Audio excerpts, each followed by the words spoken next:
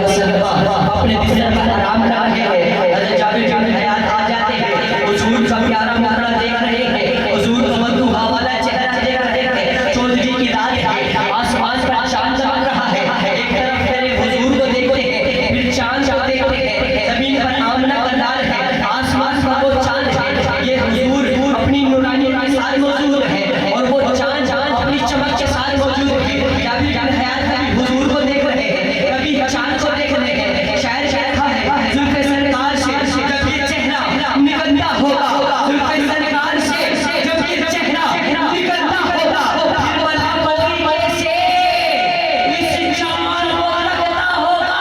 और कैसी होगी मदीने की वो गलियां यारो, कैसी होगी मदीने की वो गलियां यारो, जिनसे मेरा बंधन गुजरता होगा, जिनसे मेरा बंधन गुजरता होगा। ऐसे दोस्तों के साथ